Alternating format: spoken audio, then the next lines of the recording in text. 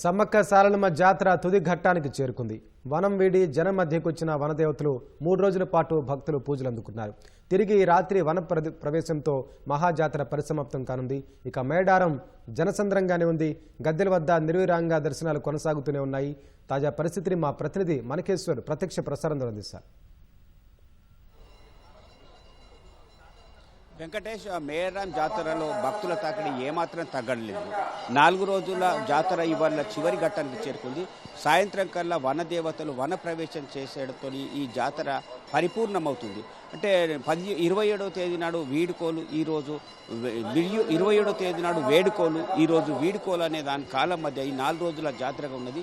దీన్ని వన జాతర, జన జాతర అనే కాకుండా ఇప్పుడు ఘన జాతర, భక్తులు మన జాతరగా భావిస్తున్నారు. ఫలితంగా భక్తుల తాకిడి బారులు తీరేలా చేస్తుంది.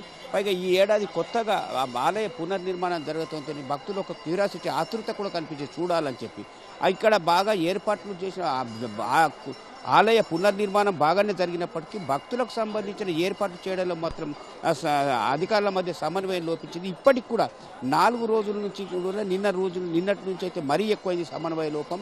ఇప్పుడు మనం చూస్తున్న దాంట్లో చాలా లక్షల మంది భక్తులు అమ్మవార్ల దర్శనం కోసం వేచి చూస్తున్నారు. వీళ్ళందరినీ నియంత్రించాల్సిన పోలీస్ యంత్రాంగం కానీ లేక దేవాదాయ శాఖ కానీ సిబ్బంది ఇక్కడ కనిపించలేదు. మనం స్పష్టంగా వినిపిస్తుంది మనకు. దేవాదాయ శాఖకు సంబంధించిన వాళ్ళు విఐపి గ్యాలరీ దగ్గర తక్కువ భద్రత ఉంచండి, ఎలాంటి ఇబ్బంది లేకుండా చూడండి, తులాభారం చేసుకుంటే వాళ్ళు వస్తారు, బొకేలు ఇవ్వాల్సి ఉంటుందని చెప్పి సమాచారం ఇస్తున్నారే తప్ప భక్తుల సంబంధించి నీకు ఎలాంటి సూచనలు సలహా ఇవ్వడలేదు. పైగా ఆలయ ప్రాంగణంలోకి చేరిన భక్తులను 5 నిమిషాలు 10 నిమిషాల్లోకి వెళ్ళి మీ దర్శనం చేసుకొని వెళ్ళిపోండి, అమ్మవార్ల దీవెన పుష్కలంగా లభించింది అని చెప్పి పంపిస్తున్నారు. ఎలాంటి ఇబ్బంది లేదని చెప్తున్నారు. నిజమే, ఆలయ ప్రాంగణంలో గద్దెల సమీపంలో ఉన్న పరిస్థితినే దేవాదాయ శాఖ సిబ్బంది పరిగణకు తీసుకుంటుంది తప్ప ఆలయం అవతల ప్రధాన వీధుల్లో ఉన్న భక్తులు పరిస్థితి పట్టించుకోలేదు. ఆ భక్తుల ఇక్కట్లను చూడలేదు. నిన్న రాత్రి సమ్మక్క సారలమ్మ పగిడిద్దరాజులను దర్శించుకున్న లక్షలాది మంది భక్తులు మేడారంలో ఏర్పాటు చేసిన బస్టాండ్ నుంచి పసరా మీదుగా వరంగల్, హైదరాబాద్ లేదా ఇతర ప్రాంతాలకు వెళ్లాల్సిన వాళ్ళ పరిస్థితి మరీ దారుణంగా ఉంది. ఇప్పటి వరకు కూడా మేడారంకు సంబంధించిన ఒక్క బస్సు ముందుకు కడిగే పరిస్థితి లేదు.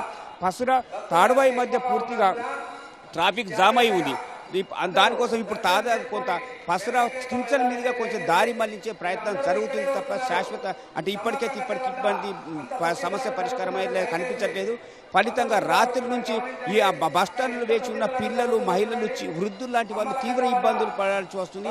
కనీసం నీటి సరఫరా లేదు. ఈ వారం 10 రోజులే కాకుండా దాదాపు 15 రోజుల నుంచి మేడారంలో మిషన్ భగీరథ తప్ప నీటి పని చేయడం లేదు. భక్తులకు నీరు లేదు. క్యూ లైన్లు దాదాపు 4 కిలోమీటర్ల క్యూ లైన్లో ఉండే వ్యక్తులకైతే కనీసం చిన్నపిల్లలకు పాలు పంపిణీ, నీటి సౌకర్యం కూడా లేదు.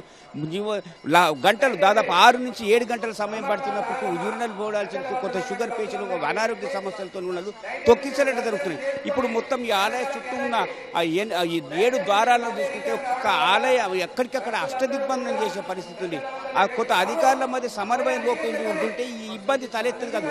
సమన్వయం అనేది పెద్ద సమస్య కాదు, కానీ దాన్ని పట్టించుకొని పర్యవేక్షణ చేయాల్సిన అధికార లోపం ఇక్కడ స్పష్టంగా కనిపిస్తుంది.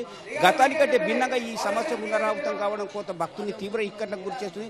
ఇవాళ సాయంత్రం మళ్ళీ అమ్మవార్లు వనప్రవేశం చేయడంతో లక్షలాది మంది భక్తులు చూడడానికి వేచి చూస్తున్నా. అప్పటి వరకన్నా కొంత సమస్యని అనుదినంలోకి తీసుకుంటే కొంత ఇబ్బంది తగ్గించినట్లు అవుతుంది. లేనట్లయితే ఇదే పరిస్థితి పునరావృతం మాత్రం రాత్రి కల్లా ఇంకా తొక్కిసలాట జరిగే అవకాశం కూడా లేకపోలేదు. ఇక్కడ ఇది తాజా పరిస్థితి. కెమెరా పర్సన్ సూర్యతో మణి, ఓటీ స్టూడియో.